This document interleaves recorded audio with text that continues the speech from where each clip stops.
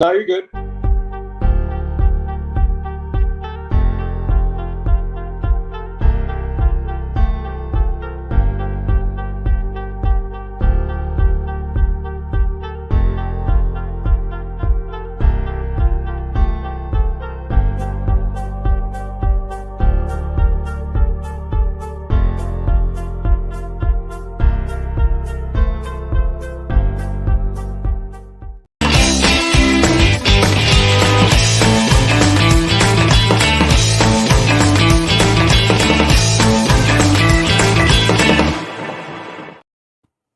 And happy Monday, everyone. Welcome to the Plug Talk Sports live show. This is episode number 98, guys. We are 2 Mondays away, or kind of 1 Monday away from hitting episode 100. It's going to be a big celebration. I'm still trying to plan it out, but just know something big. It will be something big. Obviously, I won't get into it, but I'll have something nice to say about Brandon and Jonka. Don't get used to it, but I'll have a little something nice to say about you guys. But yeah, we're here Monday. We got myself, Danny Torres. We got Jonka, and we got Brandon rocking that Marlins hat. I love it. It's looking good, man. It's looking good. Guys, let's get into our usual stuff. I think we did bad last week, so we'll do good. Jonka, something good in the past week. Something good. The weather. Me and Daniel came back from Marco Island. The weather was beautiful, I guess. Yeah, it really was. I mean, I heard like my sister was texting. She's like, it's literally pouring rain in Miami, and we're not far. We're only like an hour across the Everglades, and it was great. I mean, wasn't raining at all. Pretty good. Brandon? Well, I'm glad you asked because it was my birthday last week. However, the best part about it was that I was planning for the birthday weekend to go down to Miami to see the Marlins play. And this was the exact same time. And I'll be right back. A little guest appearance here. However, only sold at the ballpark. I've been waiting all season for this jersey. To find it anywhere, didn't sell on MLB, nothing on websites.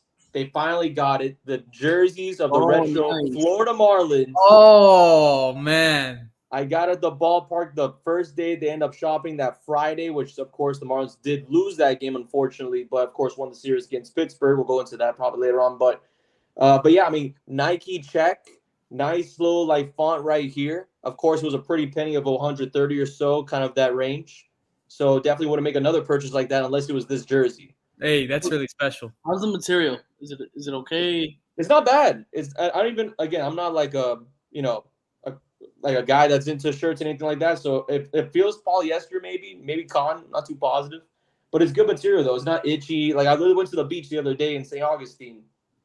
It works like a charm. I kid you not. It works like a charm. But yeah, I mean that's probably the best news. They finally came out with the jerseys. Hopefully it goes online, but they finally came out. By the way, did I text you for your birthday? Did I miss it? Maybe not. I don't really talk much about my birthday, but either way, I'm pretty sure you did say that.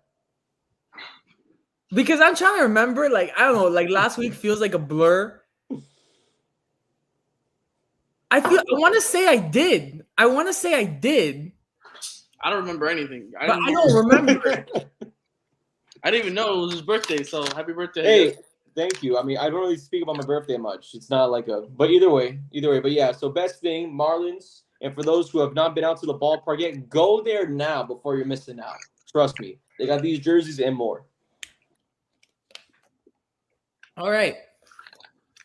Best thing for me in the past week.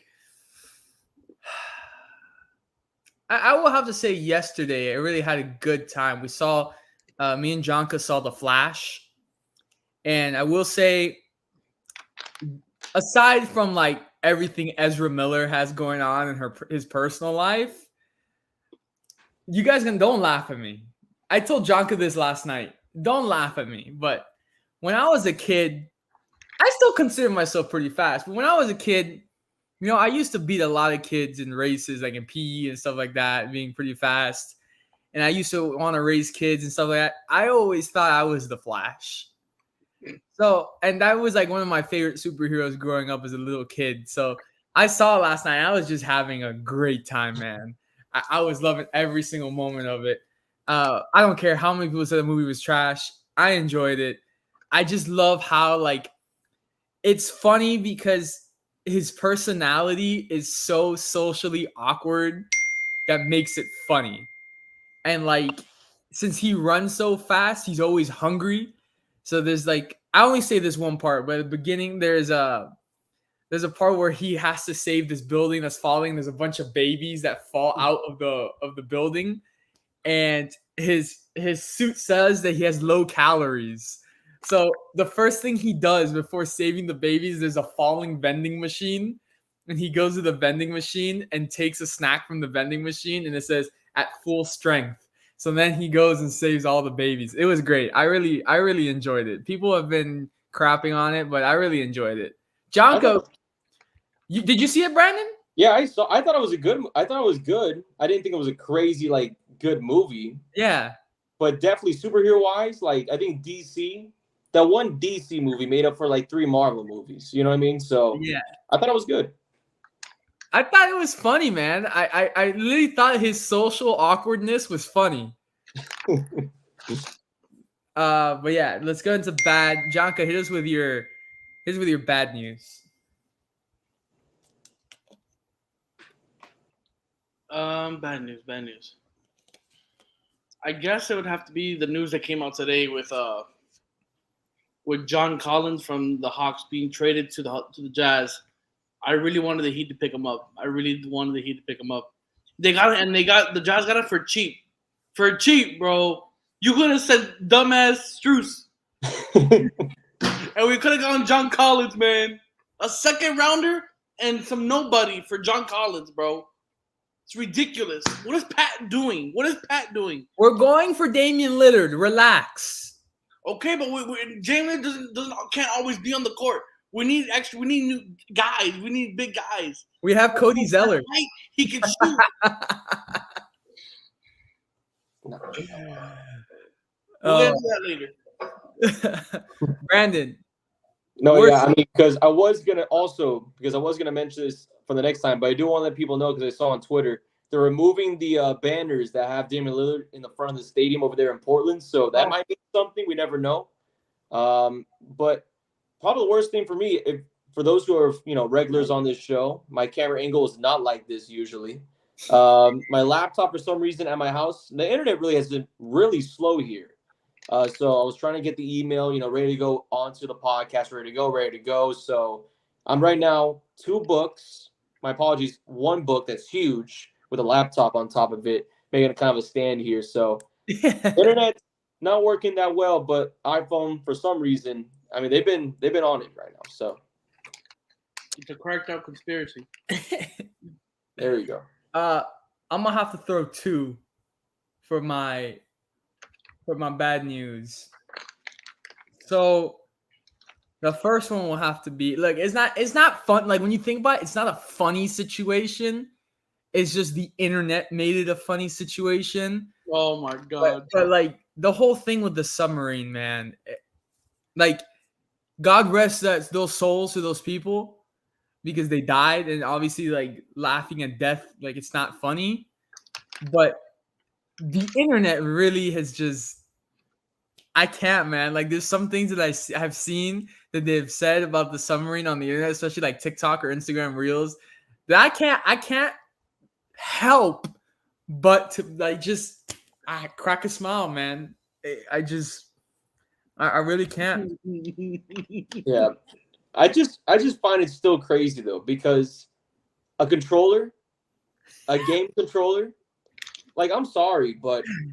And again, this is kind of more of a ramble, but the man was told by multiple experts not to do this. Multiple people to, this doesn't help you out financially.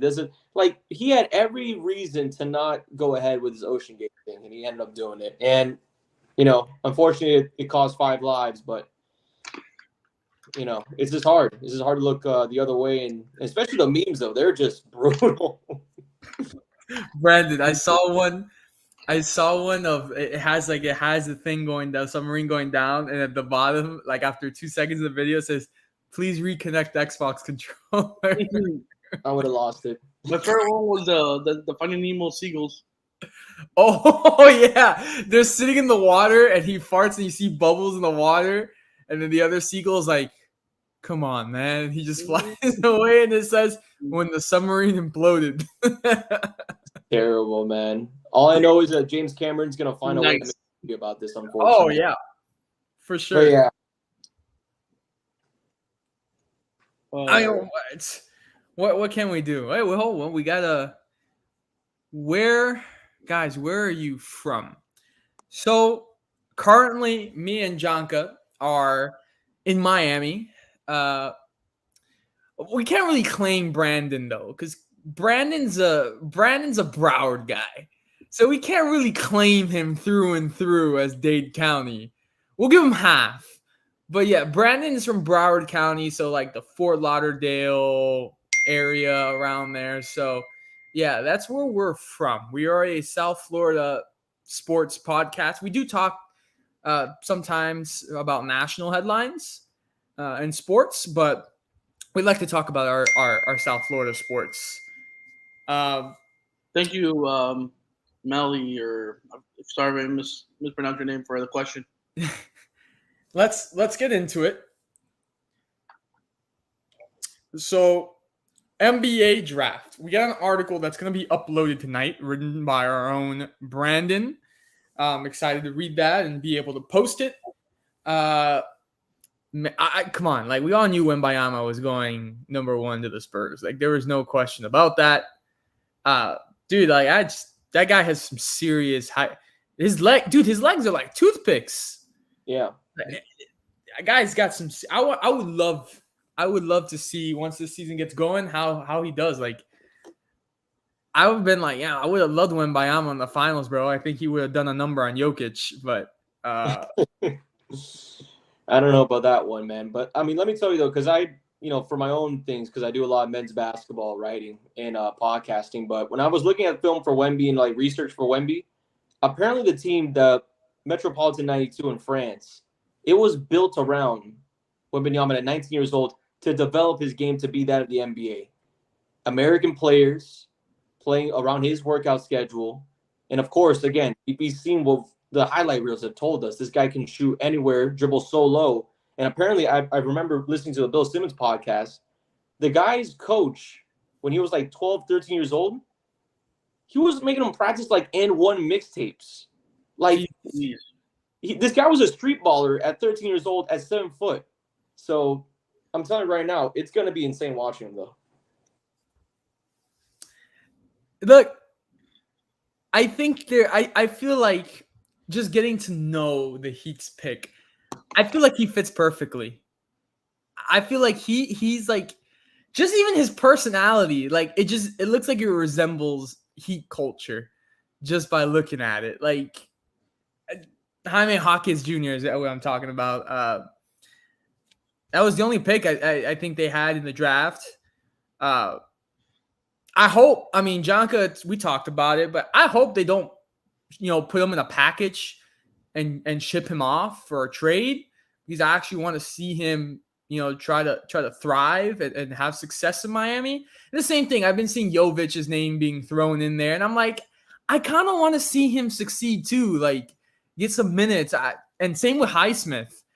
I wouldn't want to get rid of those guys, but I'm pretty excited. I've been looking at some highlights of his time in UCLA, and I think he fits the Heat culture perfectly. I think they did a really good job on scouting, and I think they found their guy. They hit the mark. Brandon. Okay, because the article which Danny did say that we'll have published later on tonight on PlugTalkSports on our main website. My apologies, but the article itself, it not only just goes into what Jaquez has for Heat culture, what he can do, But I'm thinking to myself, how does he fit on this team, though? I mean, obviously, one of the best scorers from this draft this year. I mean, he averaged 17 points per game, as well as had about close to 2.5 assists per game, which is both career high category. A Pac-12 Player of the Year as well added on. Offensively, and it's kind of weird to say this, but we're looking at another Jimmy Butler build. The guy had heavy usage. The guy can get you a bucket anyway. Of course, three-point shooting, it's a little bit cautious because he's above that 30% line right there from behind the arc. But at the same time, his handling, what he does on the ball, that's a huge part of his game. And defensively, we'll have to see exactly what he has against NBA talent. But I'm thinking to myself, and especially with the whole Damian Lillard elephant in the room, is he potentially going to be running the point guard position, right? Kyle Lowry, next season will be his last one for his contract with the Miami Heat. Gabe Vincent, still in need of a new contract with the Heat if he is going to return. The point guard position is wide open. So depending exactly what's going on with Damian Lillard, I don't think Haskins was going to be moved. I think more or less is going to be that of either Jovic and, of course, Tyler Hero because they're looking for, that young superstar type of player, right? And obviously Bam Adebayo is going to be off, any type of trade blocks.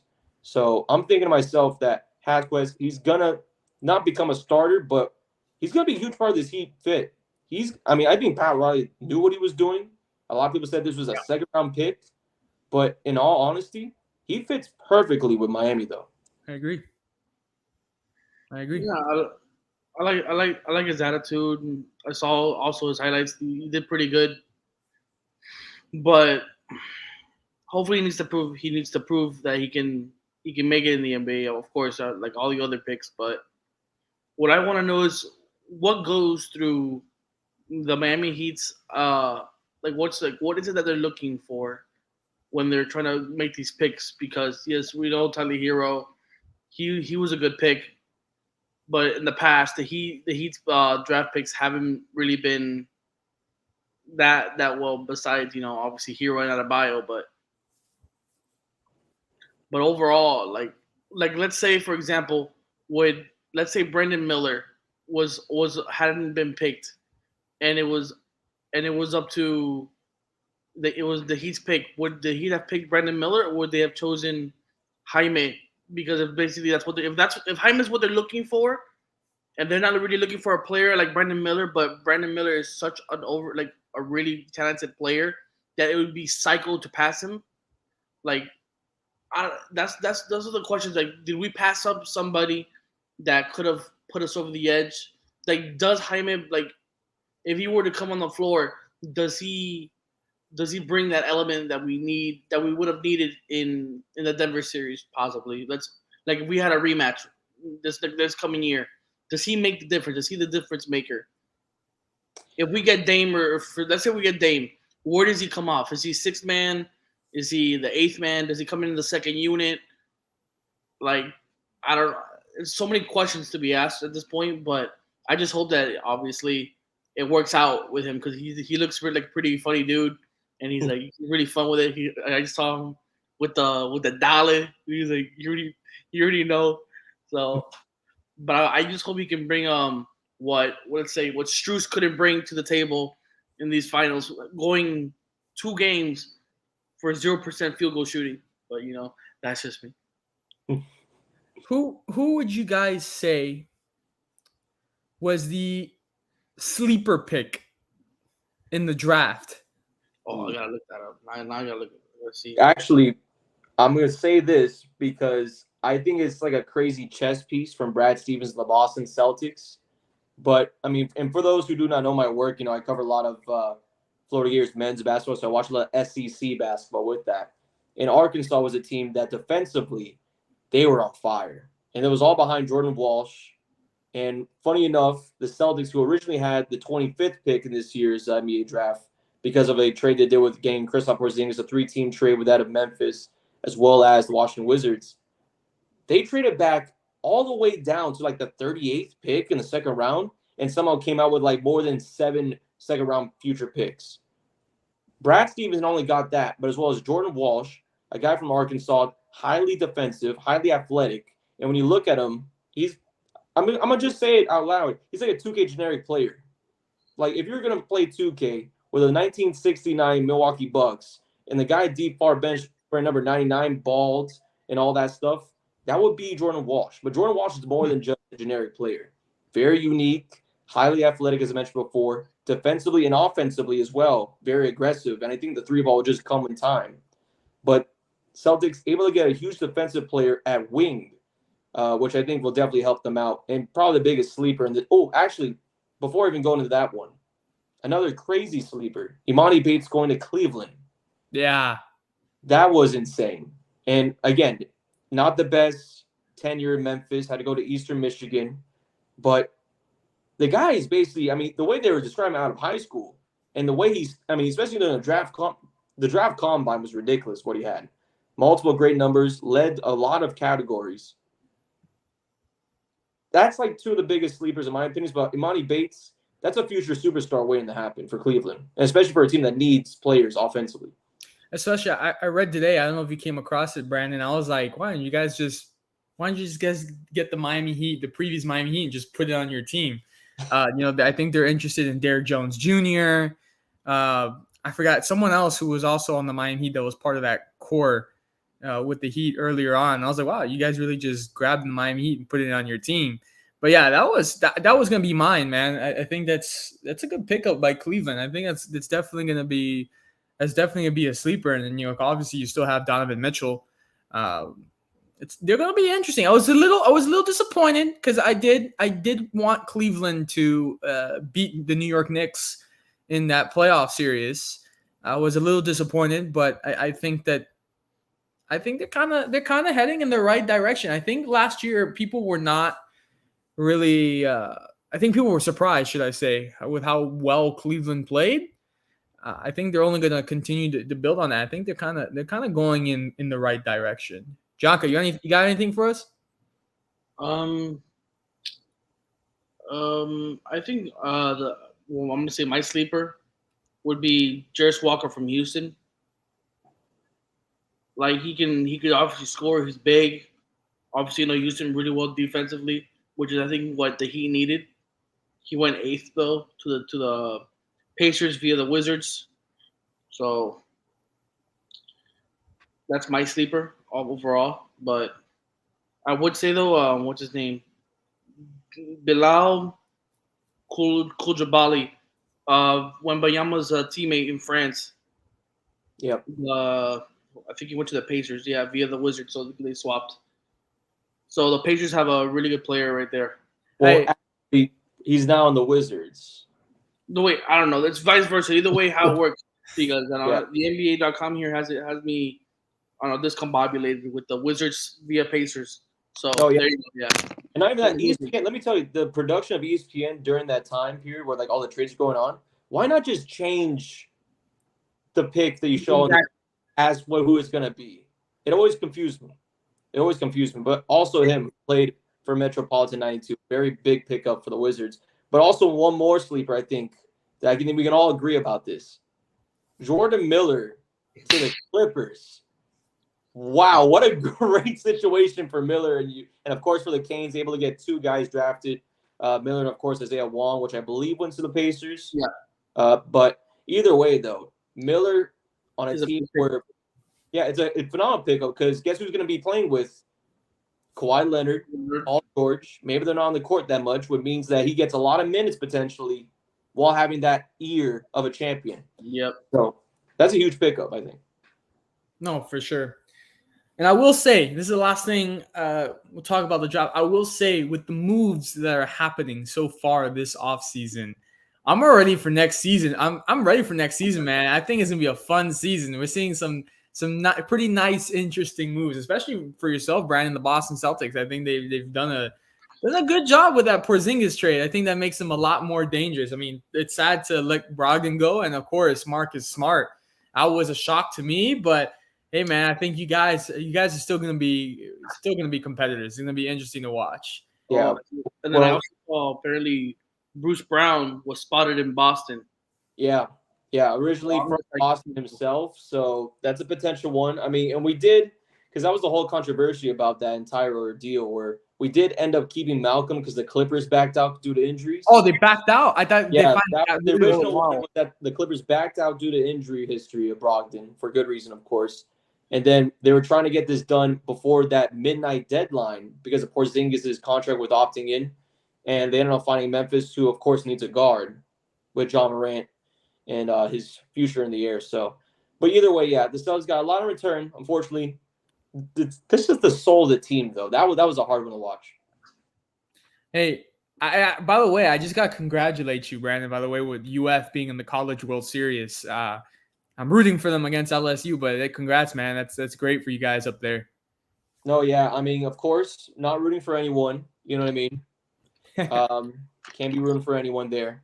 But I got to say, craziest, and I know this isn't a topic we're going to talk about, but probably the craziest College World Series I've ever seen.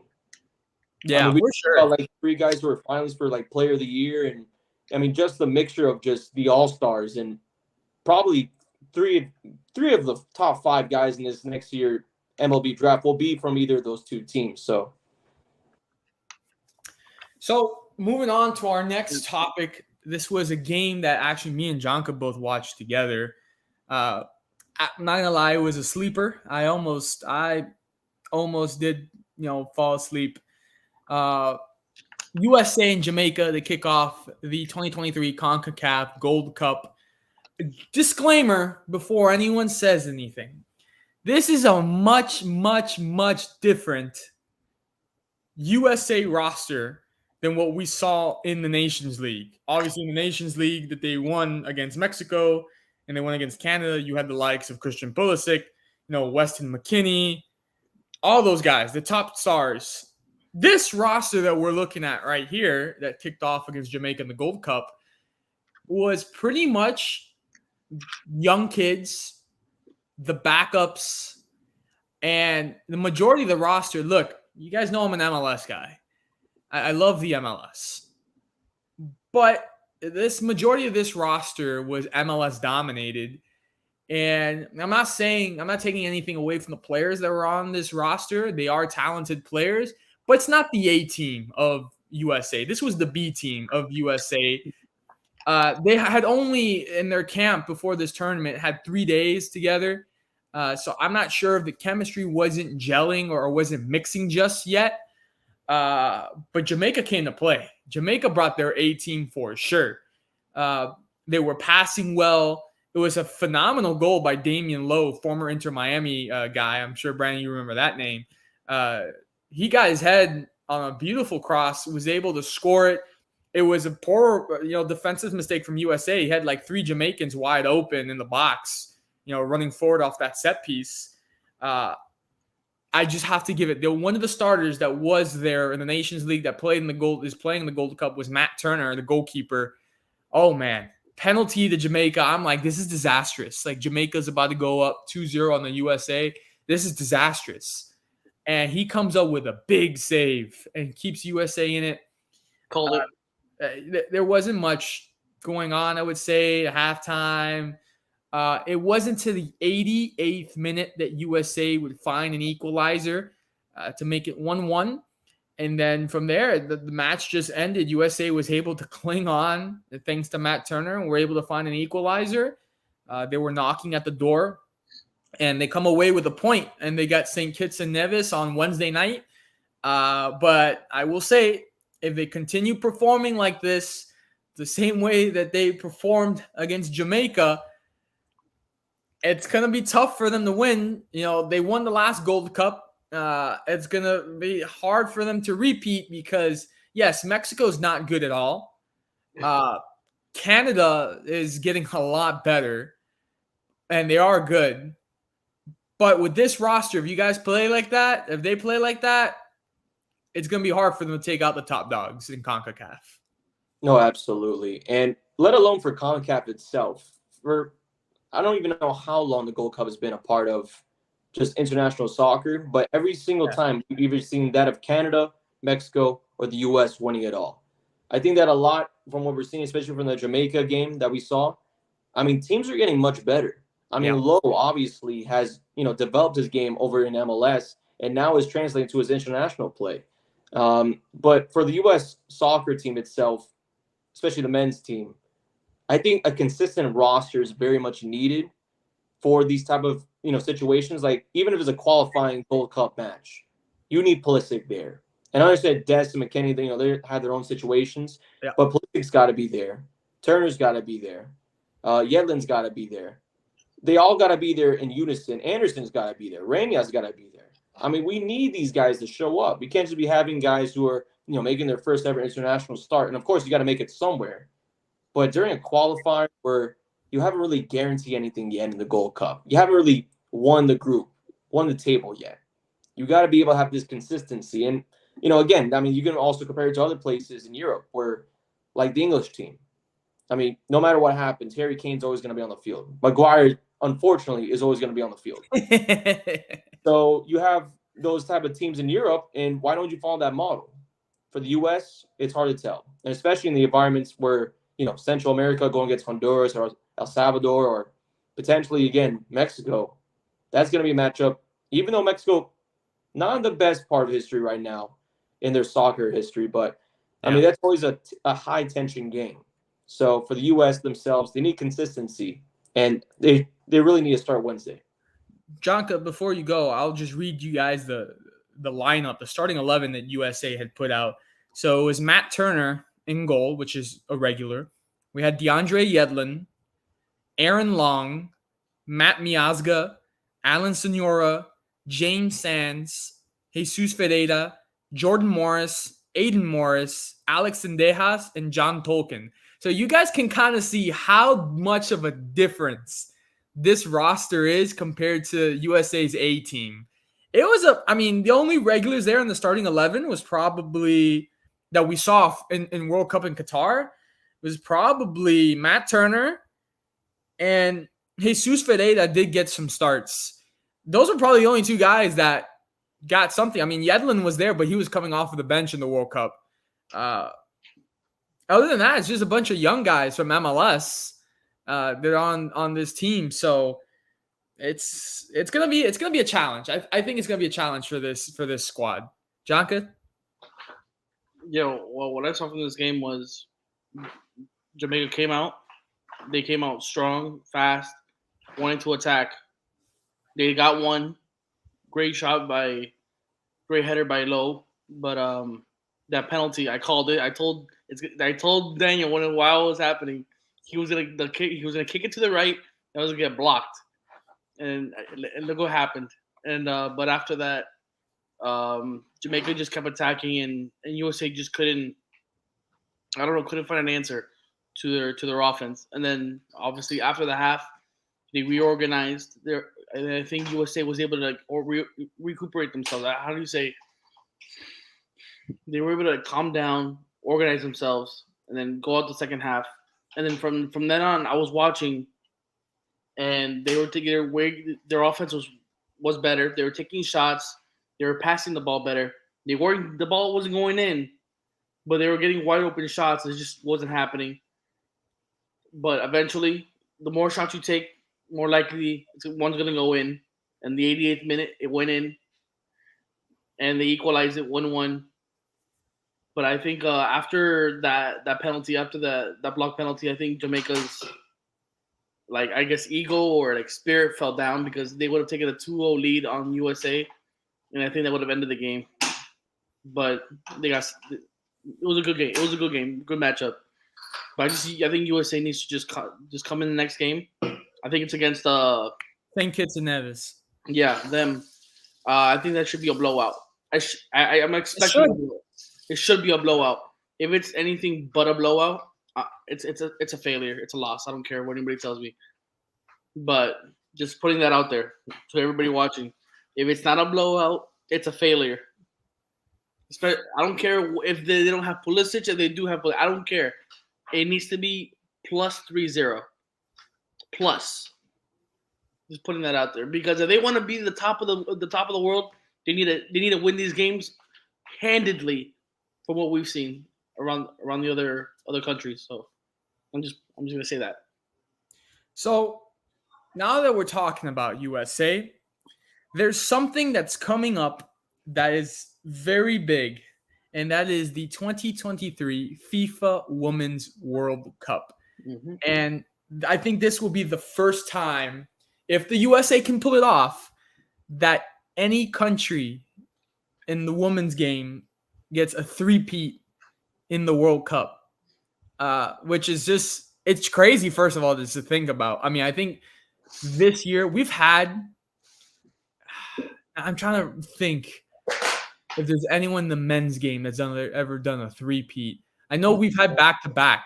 For sure, Brazil's had back-to-back. I don't think we've ever had. Never. France almost had a back-to-back. Where's the World Cup at? Here? It's in New Zealand. New Zealand?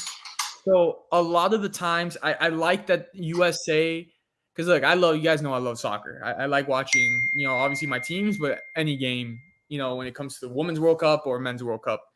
I like that the USA games, they made it at 9 p.m. Eastern time. That way people can be able to watch it. But all the other games, especially for me, for Spain, they're like at 3 a.m.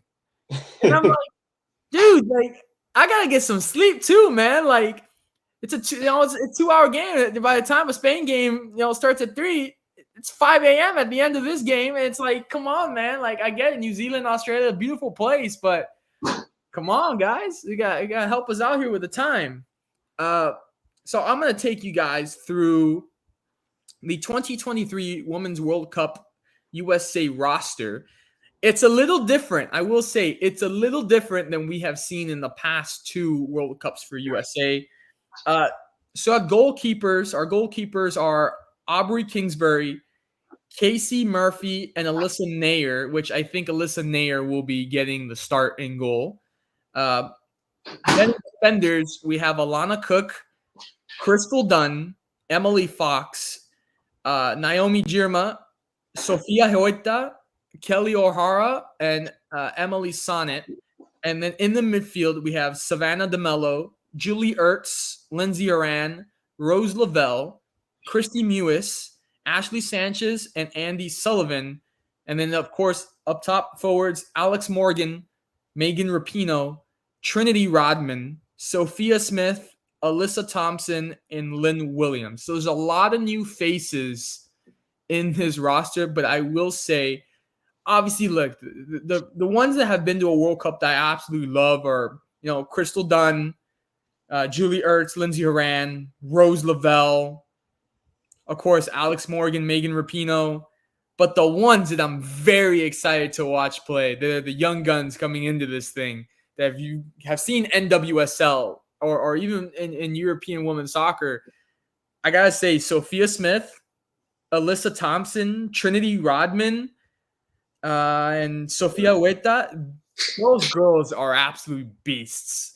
And I cannot wait to watch them in this World Cup. But I think that this is going to be probably the toughest uphill battle that they're going to have. I don't think it gets easier. I think the more you win and each year you come into this tournament, every 4 years you come into this tournament as defending champion, the climb to continue to get back at the top, it's going to get harder and harder each time. But I think, and the rest of the world is catching up too for women's soccer. I mean, look at Barcelona, Football Club Barcelona. They sold out the men's stadium for a Champions League game in the women's game. Like, it's catching up. England's getting pretty good. France is pretty good. Spain is pretty good. The Netherlands also pretty good. So it's going to be very competitive, I think. Canada as well. I think it's going to be very competitive and much more difficult task for USA to win this one.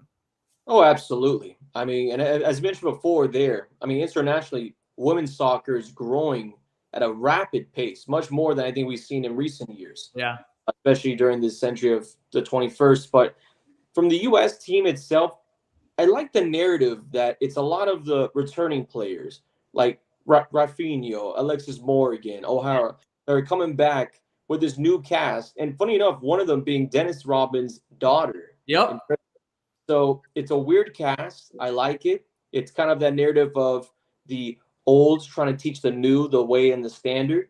And of course, there is a standard when it comes down to American women's soccer. And of course, being that New Zealand, I'll be up 3 o'clock in the morning as if it was a something from Wimbledon. But I'm telling you right now, I got a lot of great hopes for US. Yeah.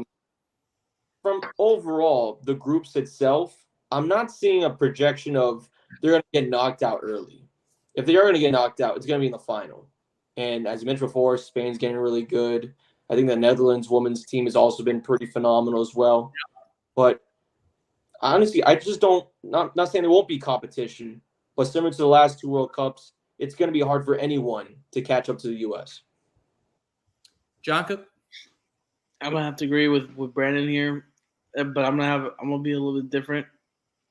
I see no competition. I think USA is gonna mollywop Damn. everybody. Okay. Get you out of here, and then we're just gonna yeet our way to the championship and get that trophy.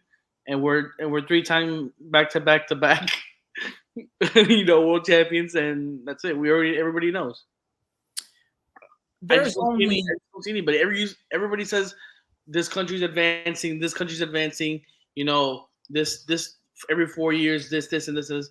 Listen, yeah, you can say that too about the U.S. The U.S. develops every single day. It's like they have nothing else to do but develop.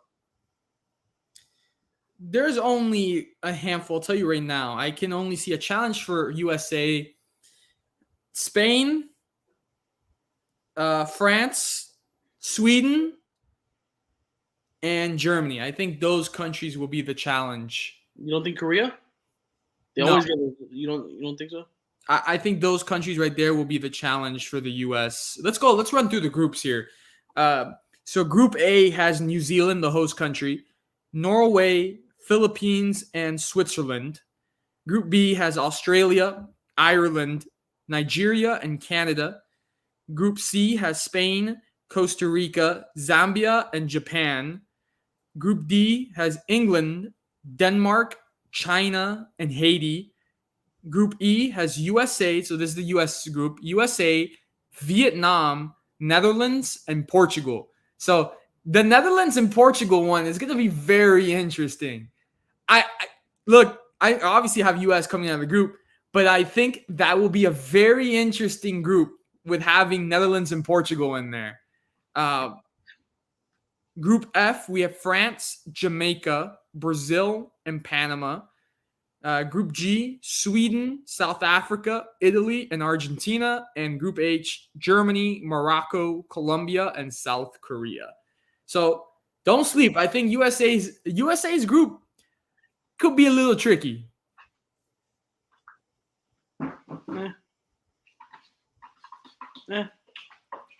Out of Netherlands and Portugal, I say Netherlands is obviously a stronger side than Portugal. I'll say that for sure.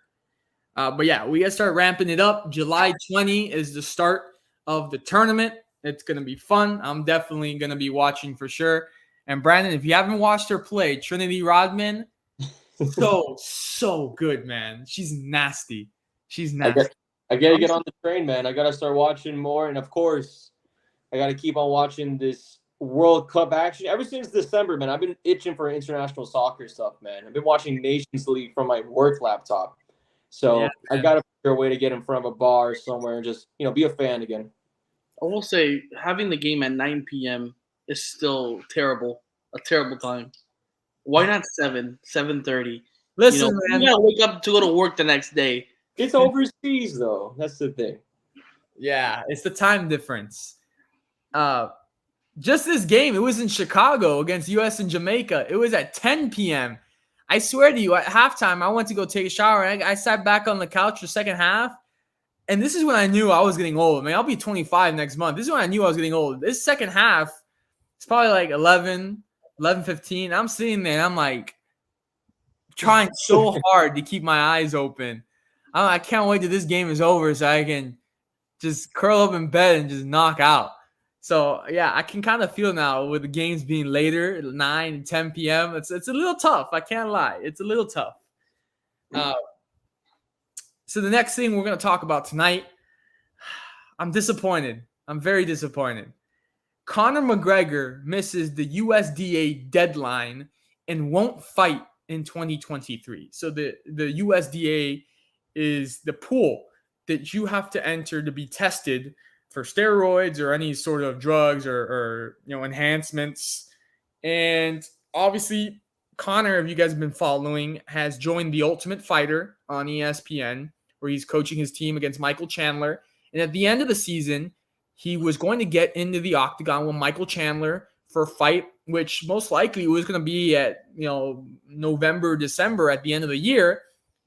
But they kept telling, hey, we want this fight to happen. I think Dana White, was going to put it on the card, but we need you to get tested. We need you to get into the USDA pool.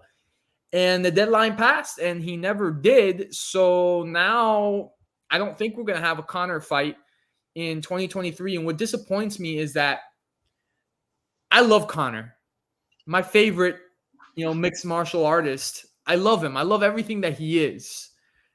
But sometimes he can't be trusted because he says he's going to do things or like, oh, this fight's going to happen, or like, I'm going to be back next month. And then nothing ever happens. And then, if you're going to be serious about this, be serious about it, Take the training serious. I mean, look, we saw throughout the season, Michael Chandler has been putting in work and he's been helping, his fighters. But we got Conor McGregor out in F1 in Monaco, partying it up. Now he's got these allegations on top of him. It's like, I'm not saying you can't do those things. Like, if you want to go to have a good time at Formula One in Monaco, because you can, go ahead. But if you got a fight that that you're coming up and you're coaching these fighters on The Ultimate Fighter, which, by the way, his Team McGregor has not won a fight against Team Chandler so far this season at all. His fighters have not beaten any of Team Chandler's fighters. And just looking at the show, because I've been watching the show, they had weigh-ins, for a fight.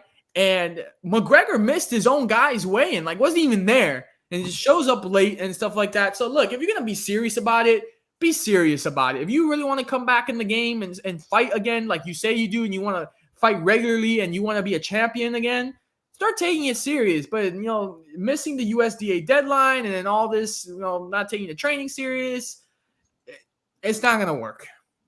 Yeah, and I think one of the biggest things about it is that, similar, and again, shout out to Jorge Masvidal, right? For UFC, we got to talk about the GOAT, the legend, the South Florida kid. But similar to what's happening with McGregor, it's like the end of the road right now for his career. That's what I'm thinking it is. He's been to the mountaintop already, 2 belts on his waist. Now with, of course, getting close to almost $500 million in revenue, I think, from some of the companies and sponsorships that. You look at him now. For example, Game 4, Miami Heat, Denver, the NBA Finals. Yeah, terrible, god awful. And of course, we all saw the allegations, the rape allegations that went up against him. Of course, that's still going on, I believe. Yep. With what happened during the game, which is as crazy as it sounds, but he's got a lot more on his plate than potentially fight once again at the octagon. And I don't even think. Even if it was steroids, which honestly I do believe he might be taking something. I really do believe that. He got very big. Yeah, he is freaking. You saw his shoulders? Yeah. There's no way you do martial arts with shoulders like that unless you're like a heavyweight class waiting to fight Mike. But besides that, he's at his twilight of his career. I honestly think there's like writing on the wall. Like how there's writing on the wall at the end of like Elvis's lifetime? Yeah. There's writing on the wall that he's physically not going to get back into that prime shape. You know what I mean? Every fight that he takes now, and I hate to say this because, again, I like McGregor during his fighting career and his journey, of course, to be that of a UFC champion. But every fight he takes now will probably be a loss, depending on, of course, who it is, because he's not going to be a top 10 fighter in his weight class. Yeah. Again, that's what I believe. I believe he can be a good coach. I believe what he's done for the sport is incredible. And, of course, it's always good to see his name in the media because it always has some sort of attention. Unfortunately for negative reasons more recently now, but either way, I just think, with drugs, without drugs, it's probably the best thing for McGregor. But this is where guys like this benefit from going to sports therapy, because when you are at the top, you're at the top of your game. And I saw his documentary on Netflix. He's got an insane work ethic. Yeah. And it's very inspirational. It's very motivational. But at a certain point, you need to start being honest with yourself on where you're at in your career and what you're feeling from your body. What is your body telling you? And it's very hard for people like that because it's like in their mind, it's like, I can still do it. I can still go out and be champion. I can still fight and win the big fights. When in reality, like, you're no longer in your prime anymore. You're getting older. Your body's not the same. It's not the same as all these younger guys are coming into the fight game. It's starting. You have to realize when, okay, I need to start slowing down, and I need to start taking, not big fights, but at this point for him is just fights, just to have fights, just for the fans and for the entertainment and to entertain his fans. But it's hard because they don't want to let go. Yep. They don't want to let go of that. Oh, I did it before. I was double champ before. I can do it again. You're not there anymore. Like that realization, you're not there. It's not reality anymore. So then that's where sports therapy comes in. It's like it helps you get over that. Like I want to say it's I don't want to say grief. Grief is not the right word. It's more of like Accept. Yeah. They can't come to terms with it of just letting it go. Janka? Yeah, sorry, people were in the background. But as of, I'm just like I'm gonna say, I want to say it nicely. I like Conor McGregor, but in recent years, he's been getting into a lot of trouble. He's been a little bit outspoken a bit. It's I don't know. Maybe he's going through something we don't know. I don't know. Now, and what you guys were talking about him looking a little bigger. I mean, let's be honest here. He hasn't really fought in a while. He's been training all this time. I mean, 6, 7, 8 months can do a lot to a person. If you just consistently training every day. Maybe he just bulked up. You don't know. Take a lot of protein shakes. But yeah, with these rape allegations from this lady, all of a sudden knocking out Bernie with a crazy right hook or left hook, whatever it was. I still can't believe that. And then now with him missing, what was it? The USDA deadline. Yeah, the deadline. He's being. I think all the fame has gone to his head, all the money, all this publicity, and I think it's getting him putting him not in the right mindset of where he's supposed to be. So maybe he needs a new manager, or his wife needs to. I don't know. I don't know if he has a wife. Does he? He has a wife and 2 kids. Maybe the wife needs to tell him, like, hey, I'm not liking what you're doing as of right now, how everything is looking. You tell him, Jonka. You stand up for the woman. Yeah, it's like, damn. It's like, hey, babe, you like, even though you represent the family, I'm part of the family, and you're making me look bad because, like, you're making it look like I'm not telling you anything, and you look like an idiot on TV, on the newspapers and on the magazines. It's like, hey, you don't have to fight. You already made $100 million from that Mayweather fight. You don't need to continue fighting. We can just go on vacation every single day for the rest of our lives, and we can relax. You don't need to be going out and partying and drinking with your friends. It's like, if you want to be in the UFC scene, you want to like make appearances here and there, just to stay in the like, the publicity side, I guess. Yes, go ahead. But I think he's done fighting, to be honest. I think he should stop fighting.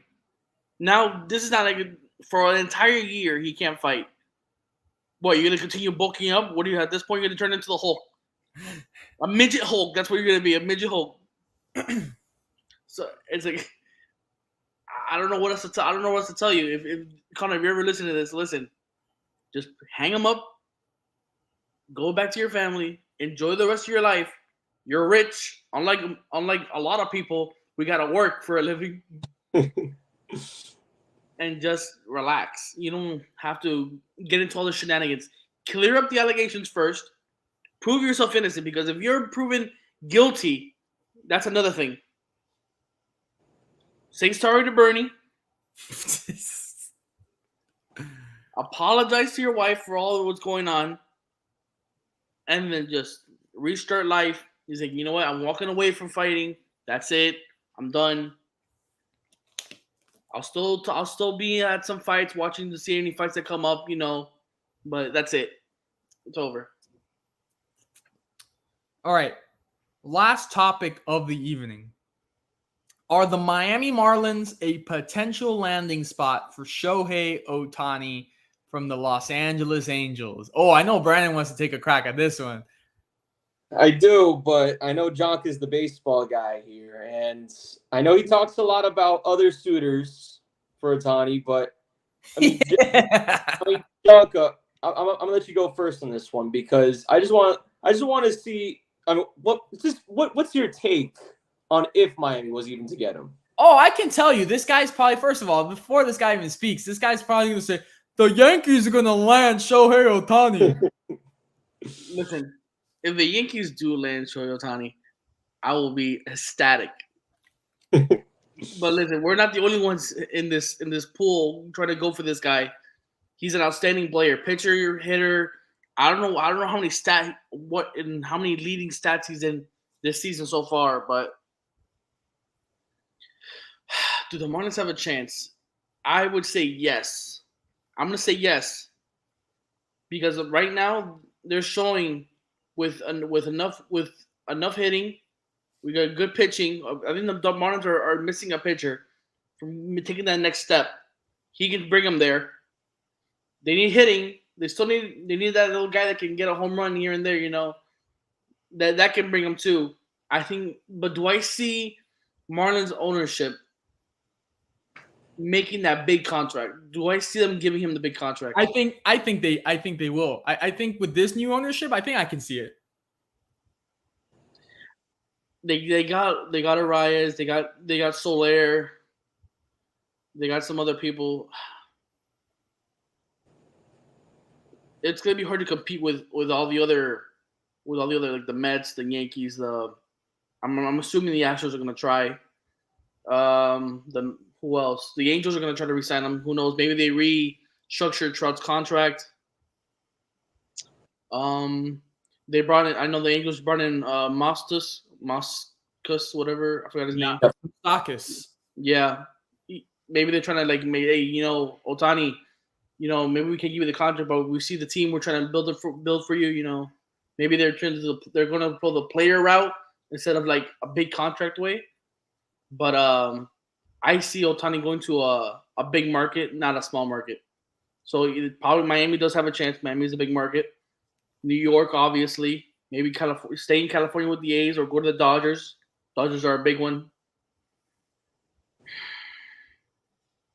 Yeah, I say either Miami, New York, Los Angeles. And we're talking about money-wise, it's either the Dodgers or the Yankees. Yeah, but what I would, and I apologize to interrupt, but what I would say, because I think in the sense of three parts, it's one, of course, the Angels, the team, and again, we have this type of thing that trending with a lot of international players no matter the sport. They usually stay out their entire career with that team that originally got them there.